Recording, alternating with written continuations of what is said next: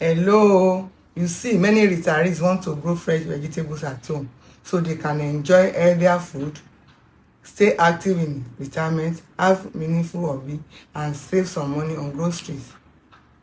But many feel stuck because they think growing food requires a big backyard and lots of gardening experience. Most of them hate the idea of digging garden beds, dealing with heavy soil, complicated gardening techniques, and spending hours maintaining plants. They want something simple, relaxing, and easy to maintain.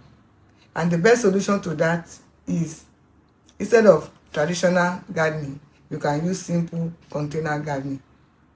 This lets you grow vegetable using pots or container, which means no digging, much easier maintenance. You see, the truth is that many vegetables actually grow better in containers because you can control the soil quality, how much water they get, where they receive sunlight.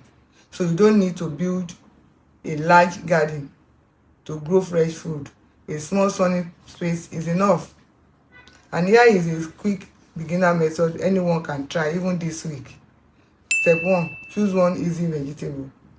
Start with something beginner friendly like lettuce, basil, cherry tomato. They grow very well in containers.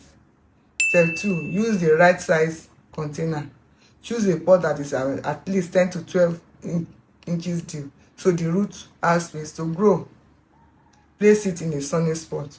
Most vegetables need 6 hours of sunlight per day. So place your container on a balcony, a backyard, or near a sunny wall. You'll be surprised how many retirees start with just 1 or 2 containers and soon find themselves harvesting their own vegetables. Many retirees start with just 1 container and grow from there. If you are thinking about starting your first container garden, comment start and I'll share with you a few vegetables that are easiest for beginners. Thank you and remain blessed.